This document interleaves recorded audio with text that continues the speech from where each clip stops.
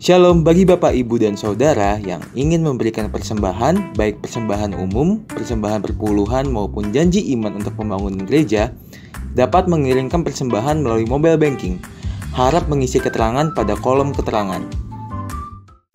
Shalom Bapak Ibu yang dikasihi Tuhan. Selama masa PSBB masih berlangsung, kita belum bisa kembali beribadah bersama-sama di gereja. Tapi Bapak Ibu Saudara tetap masih bisa melakukan ibadah di rumah masing-masing melalui ibadah online seperti ini.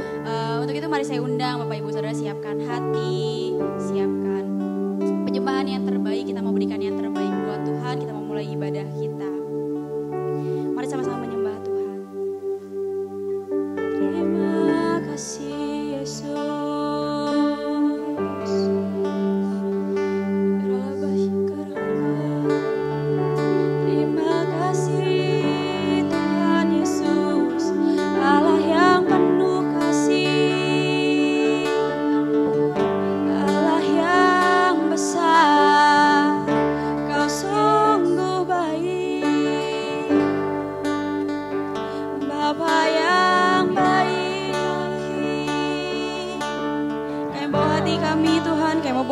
Kami Tuhan, Kau mau penyembahan kami,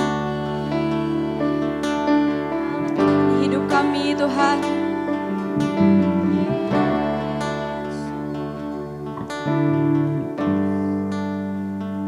Satu yang ku rindu bersekutu denganmu, bawaku lebih lagi tinggal di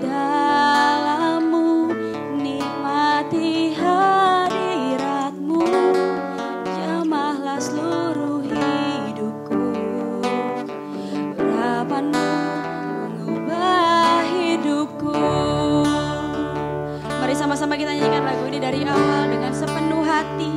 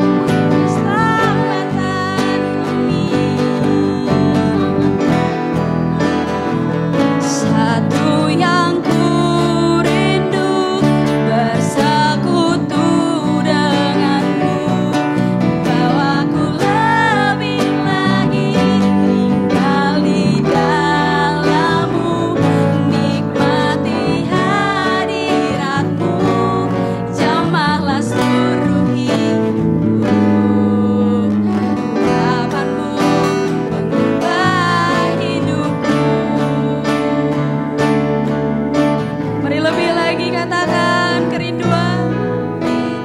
For your heart, you hold my life in your hand.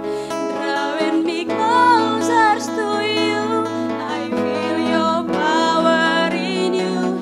Nothing compares to this place where I can see you face to face. I worship you in spirit and in truth.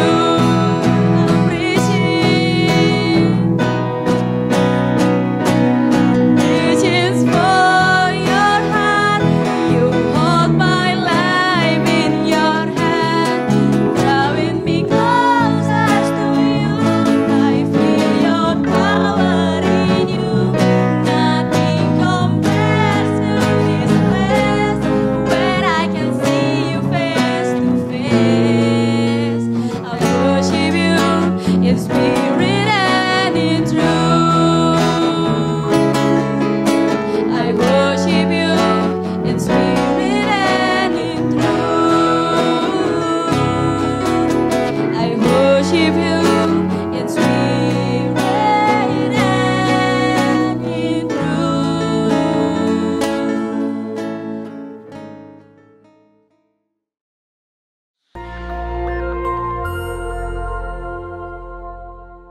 Shalom saudara, pandemi adalah suatu penyakit yang menyebar ke seluruh dunia dan mengakibatkan kematian dalam jumlah yang besar.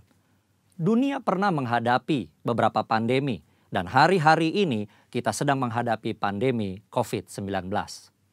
Nah, banyak yang bertanya, apa makna pandemi ini bagi orang percaya? Untuk menjawab pertanyaan ini, mari kita melihat dua hal berikut terlebih dahulu. 1. Dosa adalah akar dari sakit penyakit. Tuhan menciptakan manusia dan menempatkannya di Taman Eden dalam kondisi yang ideal. Tidak ada kejahatan, penderitaan atau sakit penyakit. Namun kondisi yang ideal tersebut menjadi rusak ketika manusia menggunakan kehendak yang dimilikinya dengan cara yang keliru. Iblis memberikan pendapat yang salah dengan cara yang menarik, sehingga akhirnya Hawa mengambil buah pengetahuan baik dan jahat, memakannya, demikian juga diikuti oleh Adam. Akibatnya, dosa masuk ke dalam kehidupan manusia dan menurunkan kutuk, sakit penyakit, kekacauan, dan kematian kekal. 2. Anak-anak Tuhan tinggal di dalam dunia yang berdosa. Kita perlu mengetahui bahwa kita sebagai orang percaya tinggal di dalam dunia yang sudah jatuh dalam dosa. Oleh karenanya, anak-anak Tuhan sangat rentan terhadap akibat-akibat dosa. Namun buat anak-anaknya, Tuhan memberikan perlindungan yang luar biasa. Ada pagar yang mengelilingi anak-anak Tuhan yang tidak dapat ditembus oleh si jahat. Jika si jahat ingin mencobai anak-anak Tuhan, mereka memerlukan izin dari Tuhan. Dan salah satu syarat Tuhan adalah pencobaan itu tidak boleh melampaui kekuatan manusia. Kita harus ingat, diberikan izin atau tidak, itu adalah kedaulatan Tuhan. Pada hari-hari ini, iblis terus bekerja untuk meningkatkan pencobaan guna mengacaukan manusia. Sehingga manusia tidak fokus pada Tuhan dan rencananya. Melalui berbagai hal, termasuk COVID-19, iblis bekerja membuat manusia takut, kacau, dan hanya berfokus menyelamatkan diri secara fisik. Di dalam hikmatnya yang tinggi dan tidak terselami oleh manusia, Tuhan mengizinkan virus itu ada. Nah, berdasar dua hal tersebut, kini kita akan melihat kehidupan Ayub agar mengerti makna pandemi bagi kehidupan orang percaya. Saudara, Ayub dicatat sebagai orang yang saleh, jujur, takut akan Tuhan, dan menjauhi kejahatan. Tuhan memberkati Ayub dan segala usahanya. Ternaknya berkembang biak mencapai ribuan. Ayub diberkati dengan 7 anak laki-laki dan 3 anak perempuan. Semua berjalan dengan baik sampai suatu hari Ayub mengalami hal yang tidak menyenangkan. Semua anaknya mati, ternaknya habis, dan tubuhnya menderita penyakit bara.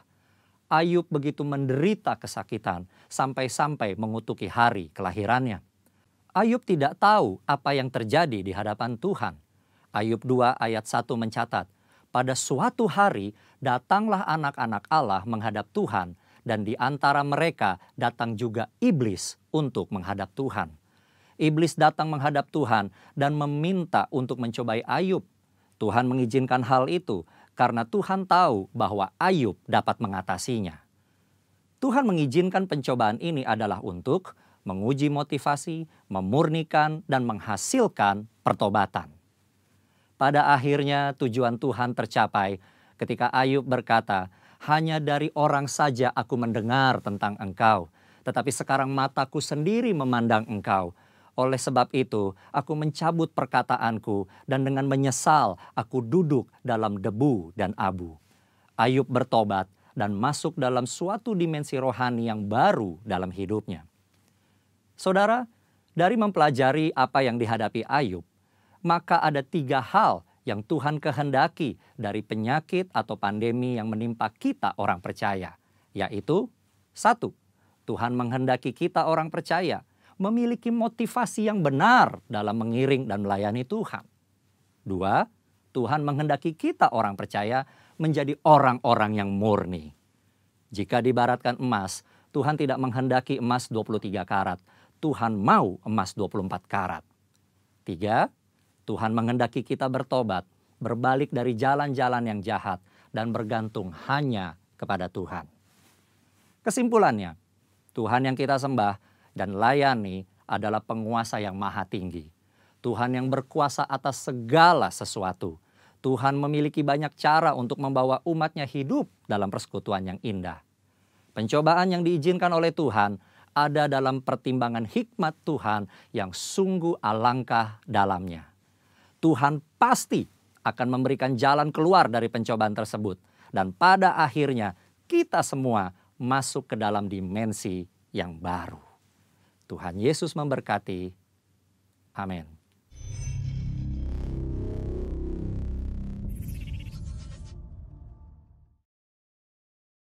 Yesus aku percaya,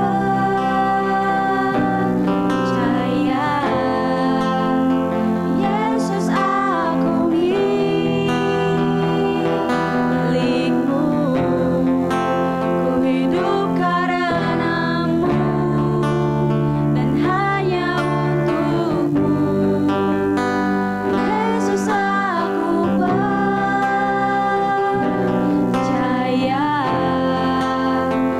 Yesus aku milik-Mu, ku hidup karena-Mu dan hanya untuk-Mu selamanya. Yesus aku percaya, Yesus aku milik-Mu, hidup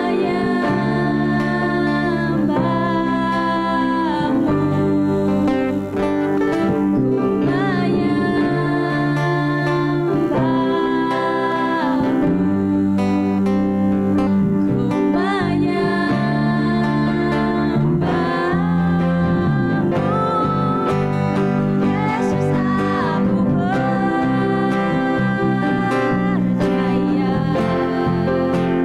Yesus aku milik-Mu,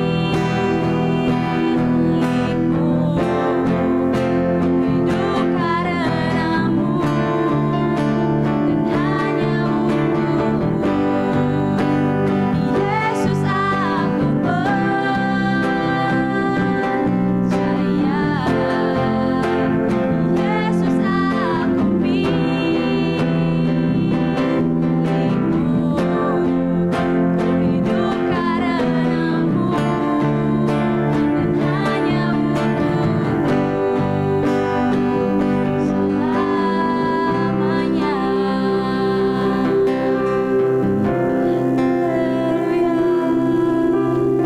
selamanya. Haleluya, selamanya kami sembah. Salam Bapak Ibu, Saudara yang dikasihi Tuhan. Sebelum kita mendengarkan firman Tuhan, kita sama-sama berdoa untuk minta tuntunan Roh Kudus supaya kita diberi hati yang terang untuk menerima kebenaran firman Tuhan. Kita satu dalam doa. Hari ini kami ada karena kasih-Mu ya Tuhan. Hari ini kami hidup karena cinta-Mu Tuhan. Kami bersyukur kepadamu. Tuhan pelihara hidup kami. Tak sekalipun Tuhan meninggalkan kami. Kau Bapa yang mengasihi kami. Tuhan selalu ada di setiap jalan hidup kami. Terima kasih hadirat-Mu ya Tuhan. Lawat Roh-Mu yang kudus memenuhi kami. Yang sakit sudah disembuhkan. Yang lemah dikuatkan. Yang berbeban berat Tuhan beri kelegaan. Yang susah Tuhan hibur. Yang putus asa Tuhan beri pengharapan baru. Untuk tetap melangkah dengan kepastian. Kami akan duduk diam di kaki-Mu ya Bapa. Untuk dengar kebenaran firman-Mu. Urapi kami semua. Juga urapi hamba-Mu Joko. Untuk menyampaikan firman-Mu. Terima kasih Tuhan. Di dalam nama Tuhan Yesus. Kami telah berdoa dan mengucap syukur. Amin. Salam Bapak Ibu. Saudara yang kasih dalam Tuhan. Apa kabar saudara? Harapan saya saudara tetap sehat, kuat, dan semangat di dalam Tuhan. Kami juga mengucapkan terima kasih kepada Bapak Pendeta Gunawan yang telah beri kesempatan kepada saya untuk menyampaikan kebenaran firman Tuhan. Saudara yang dikasihi Tuhan, judul khotbah saya, jangan takut dan khawatir. Kita sama-sama akan membaca firman Tuhan dari Markus pasal 4 ayat 35 sampai yang ke-41. Hitung, 1, 2, 3. Angin ribut diredakan. Pada hari sudah petang, Yesus berkata kepada mereka, "Marilah kita bertolak ke seberang." Mereka meninggalkan orang banyak itu, lalu bertolak dan membawa Yesus beserta dengan mereka dalam perahu di mana Yesus telah duduk dan perahu-perahu lain juga menyertai dia. Lalu mengamuklah topan yang sangat dahsyat dan ombak menyembur masuk ke dalam perahu sehingga perahu itu mulai penuh dengan air. Pada waktu itu Yesus sedang tidur di buritan di sebuah tilam. Maka murid-muridnya membangunkan dia dan berkata kepadanya, "Guru, engkau tidak peduli kalau kita binasa." Ia pun bangun, menghadap angin itu dan berkata kepada danau itu, "Diam, tenanglah." Lalu angin itu reda dan danau itu menjadi teduh sekali. Lalu ia berkata kepada mereka, "Mengapa kamu begitu takut? Mengapa kamu tidak percaya?" Mereka menjadi sangat takut dan berkata seorang pada yang lain, "Siapa gerangan orang ini sehingga angin dan danau pun taat kepadanya?" Demikianlah firman Tuhan saudara. Kalau kita merenungkan, membaca akan kebenaran firman ini Tuhan, ini ada suatu keadaan yang sangat menakutkan dan mengutarakan bagi murid-murid Tuhan saudara. Kalau dikatakan bahwa ini suatu keadaan yang menyekam pada murid-murid anak-anak Tuhan pada waktu itu murid-murid Tuhan sendiri merasa takut, khawatir dalam menghadapi badai maupun topan yang sedang melanda perahu mereka saudara. Murid-murid Tuhan, mereka mengalami rasa takut dan khawatir, saudara. Kehilangan kepercayaan ketika badai datang. Mereka seolah tidak punya pegangan ketika percikan demi percikan air laut yang ganas menerjang memasuki perahu yang mereka tumpangi, saudara. Jadi akhirnya kan kalau ada badai ataupun ombak yang menyembur masuk ke perahu, perahunya jadi sedikit-sedikit air mulai masuk. Mereka takut, mereka khawatir, mereka takut kehilangan nyawa, saudara. Kehilangan pengharapan karena menghadapi situasi yang sangat menakutkan bagi murid-murid Tuhan pada saat itu, saudara. Murid-murid bahkan berhenti pada titik di mana mereka meragukan diri, bahkan meragukan Tuhan. Ini saudara, murid-murid udah mulai nggak percaya diri lagi, Bapak. Sudah menghadapi badai yang mengancam akan nyawanya, saudara. Dia meragukan diri sendiri, bahkan yang lebih fatal lagi, dia meragukan Tuhan, saudara. Sedangkan Tuhan Yesus ada bersama-sama dia di perahu itu. Dia mulai lupa, saudara. Kalau dia menghadapi masalah, murid-murid mulai lupa bahwa ada Tuhan yang berkuasa Tuhan yang sanggup menghentikan badai sebesar apapun. Tapi murid-murid nggak mulai lupa bahwa selama dia ikuti Tuhan, Tuhan bisa memberikan mukjizat, yang sakit disembuhkan, orang buta bisa melihat, yang mati dibangkitkan. Ini udah mulai lupa murid-murid ini bahwa ada Tuhan Yesus ada di dalam perahu itu, saudara. Dia ketakutan, kekhawatiran, rasanya takut mati, saudara. Takut binasa, dia bilang di firman Tuhan katakan takut binasa, saudara. Dia lupa kalau sudah dalam persoalan seperti ini, dia lupa bahwa ada Tuhan yang sanggup untuk melakukan semuanya ini, saudara. Makanya itu setelah dia ingat bahwa ada Tuhan, baru dia bicara sama Tuhan supaya Tuhan menghentikan akan badai ini, saudara. Tuhan menegur mereka, saudara. Di Markus 4 ayat 40, firman Tuhan katakan, lalu ia berkata kepada mereka, mengapa kamu begitu takut? Mengapa kamu tidak percaya? Ini, saudara, pertanyaan juga ditujukan pada kita, saudara. Kalau kita sedang ada masalah, persoalan hidup, kita takut, khawatir, tidak ada jalan keluar lagi, harus apa yang kita lakukan. Kadang-kadang kita meninggalkan Tuhan, yang dulu kita sering berdoa, bersekutu dengan Tuhan, kita tinggalkan, seolah doa kita nggak pernah dijawab, dia bilang tadi. Itu sering terjadi di depan kita, sama seperti murid-murid yang sedang dialami, saudara. Dia sudah meninggalkan Tuhan, lupa akan Tuhan, bahwa Tuhan bersama dengan murid-muridnya pada saat itu, saudara. Demikian juga kita, Roh Kudus, Roh Allah sedia di dalam hati kita nih yang menuntun kita tinggalkan. Soalnya kita nggak percaya akan adanya Tuhan yang berkuasa, Roh Kudus dalam diri kita yang sanggup menolong kita.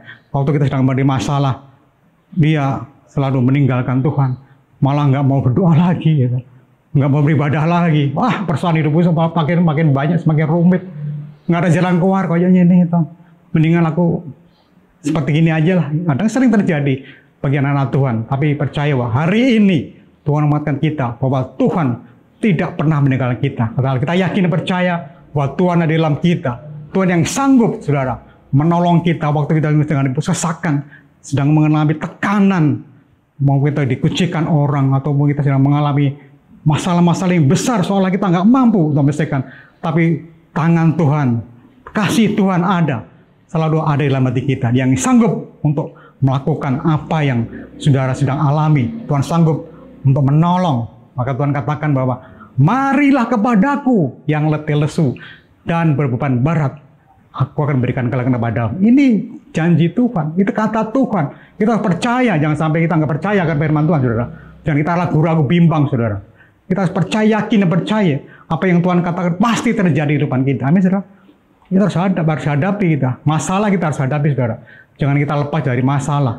Masalah selalu ada selama kita masih hidup. Masalah, persoalan, itu bisa terjadi, saudara. Kita jangan lepas, kita jangan mau menghindar dari masalah. Nggak bisa, saudara. Kita masih hidup, masalah selalu ada. Dan bagaimana kita memberikan solusi-solusi yang terbaik untuk mengatasi masalah kita hadapi. Dengan cara bagaimana? Itu kita harus tetap mengandalkan Tuhan dan percaya bahwa Tuhan Yesus sanggup menyelesaikan setiap masalah yang kita hadapi. Segala perkara dapat saya tanggung dalam Tuhan memberikan kekuatan kepadaku. Ini firman-firman harus keluar, saudara. Waktu kita sedang ada masalah, firman terus katakan dalam mulut bibir kita, katakan, gitu, bahwa bersama Tuhan aku akan membuat mereka percaya. Bersama Tuhan aku sanggup melakukan segala perkara. Ini terus terjadi. Kan setiap masalah pasti akan Tuhan berikan jalan keluar, sehingga masalah yang kita hadapi dapat terselesaikan. Demikian kehidupan murid-murid pada saat itu. Waktu di perahu ini, saudara, seolah Tuhan tidak peduli kepada mereka. Murid-murid lupa bahwa bersama dengan Tuhan hidup menjadi lebih ringan karena Tuhan Yesus dapat diandalkan. Amin, saudara. Tuhan Yesus yang kita percaya, yang kita sembah, yang kita agungkan, itu dapat diandalkan, saudara.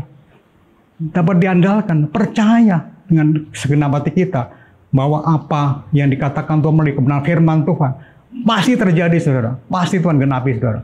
Kita harus yakin dan percaya. Iman kita harus kita bangun sekarang ini, saudara.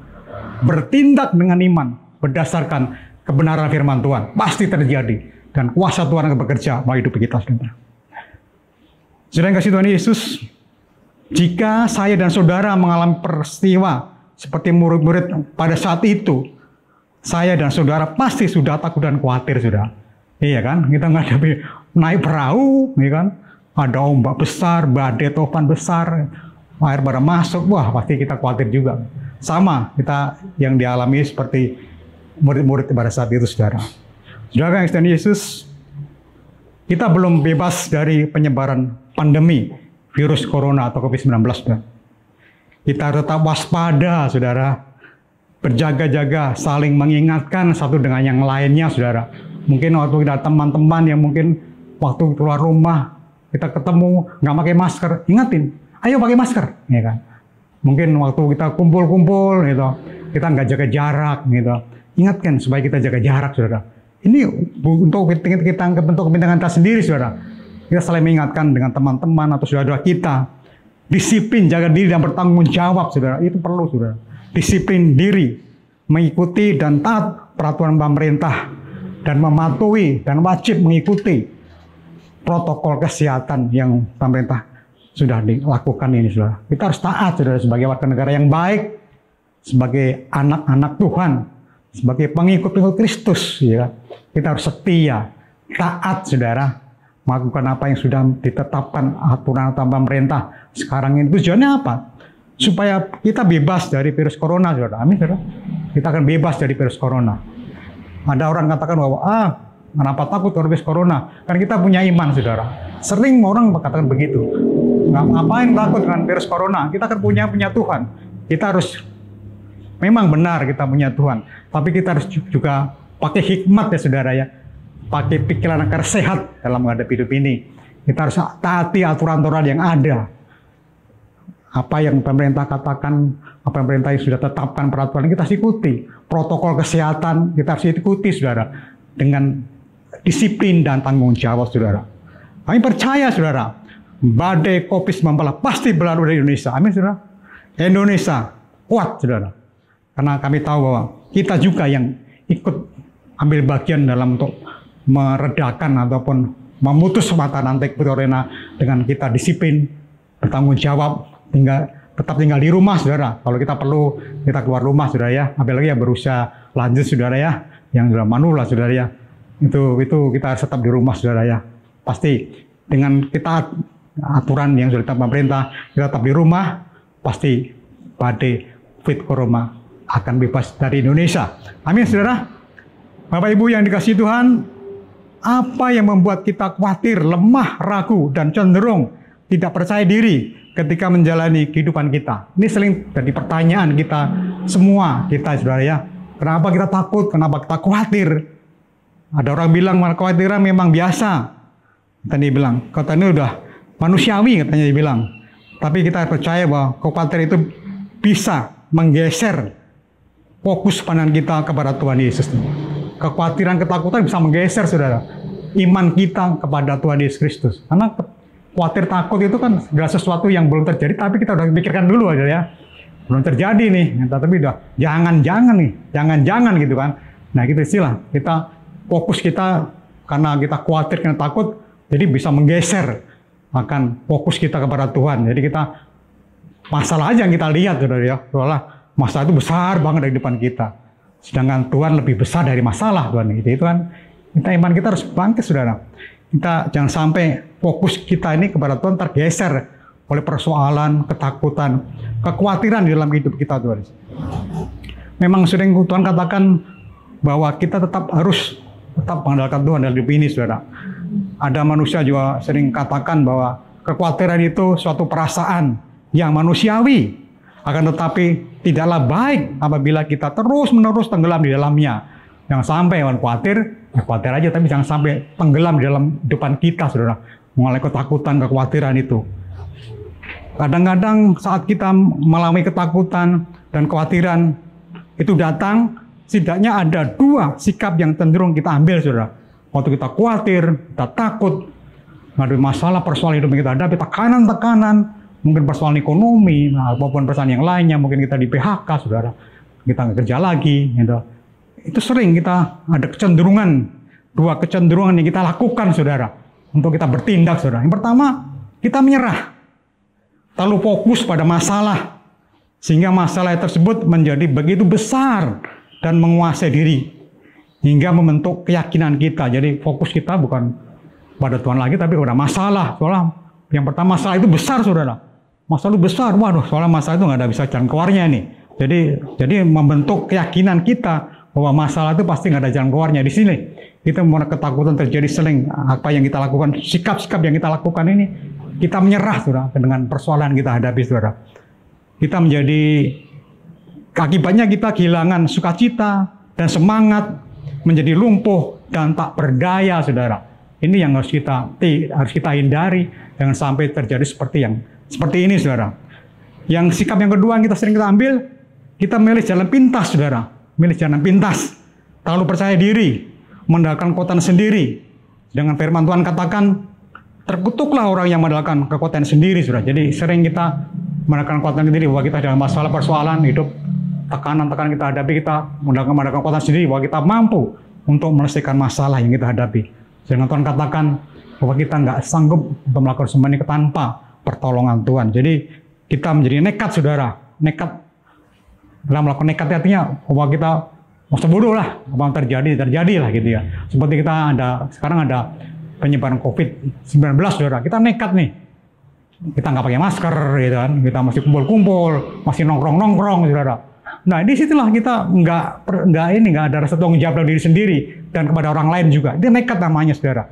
Jangan sampai terjadi seperti ini saudara di depan kita. Sebagai anak Tuhan kita harus taat saudara ya, taat. Melakukan apa yang menjadi ketetapan pemerintah sekarang ini. Jadi kita harus jaga diri, saudara.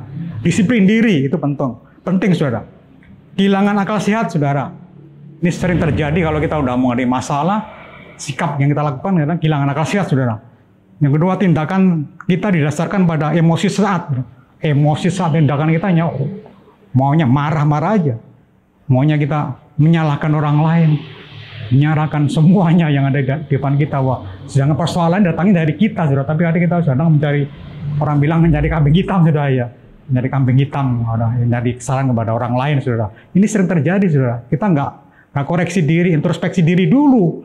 Masalah itu jadi dari mana? Mungkin dari diri kita sendiri lah. Disinilah kita sering tidak melakukan yang benar, saudara. Tindakan kita didasarkan pada emosi sesaat, saudara. Maunya marah dulu, yang penting marah itu.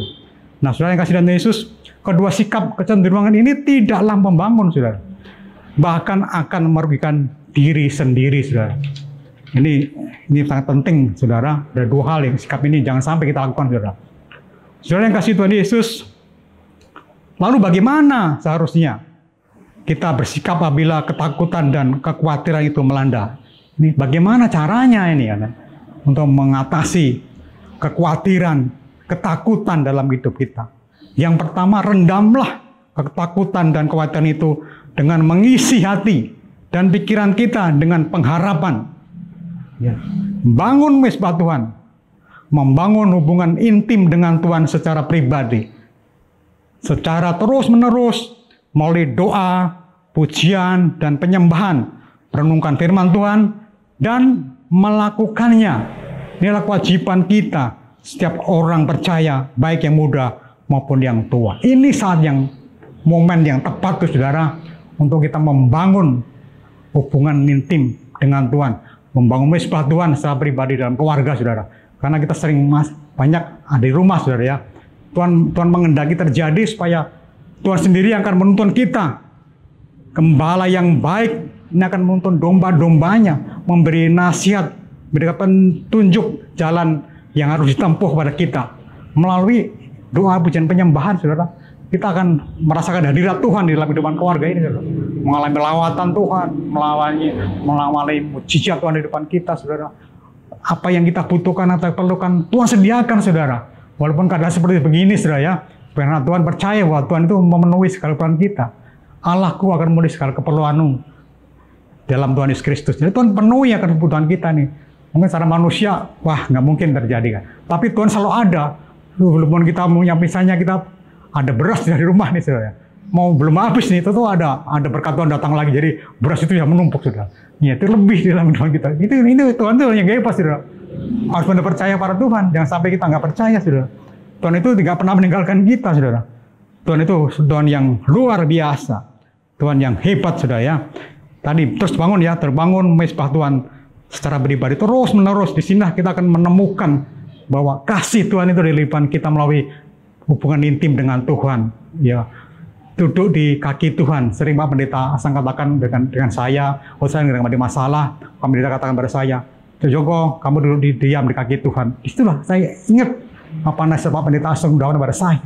Kalau saya ada persoalan hidup dan keluarga, apapun masalah yang kami hadapi, saya percaya bahwa saya ingat akan apa kata Pak Pendeta Asang Gunawan pada saya. Pak Joko, duduk di kaki Tuhan, serahkan persoalannya pada Tuhan. Itu benar, saudara. Dan saudara kata Pak Pendeta juga katakan, kita harus selalu mengucap syukur dalam segala hal. Terjadi, saudara. Kita harus mengucap syukur, saudara. Apa yang terjadi, jangan, karena apa harus terjadi begini. Nah, kita harus mengeluh, saudara. Kenapa begini, sakit saya nggak sembuh-sembuh. Persoalan kita nggak selesai-selesai. Soalnya nggak ada jalan keluarnya, saudara. Tapi kita percaya bahwa ada Tuhan yang selalu setia kepada kita, saudara. Kasihnya itu nggak pernah berubah. Kasihnya yang telah ditaruh dalam hati kita yang terus ada, saudara.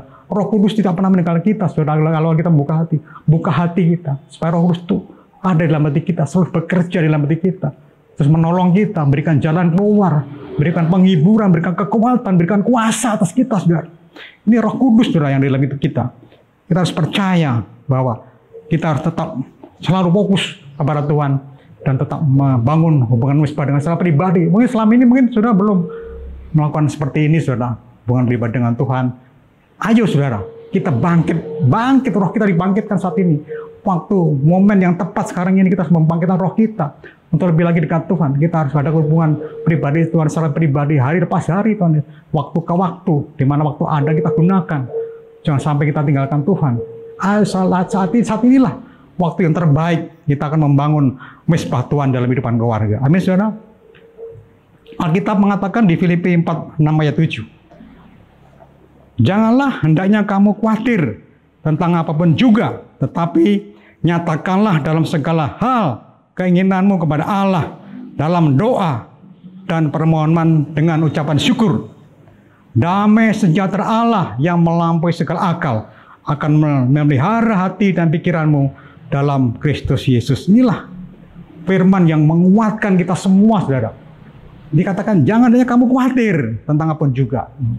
Di sini inilah jalan keluar ya, untuk mengatasi persoalan, ketakutan, masalah. Ini firman yang memberikan jalan keluar, saudara.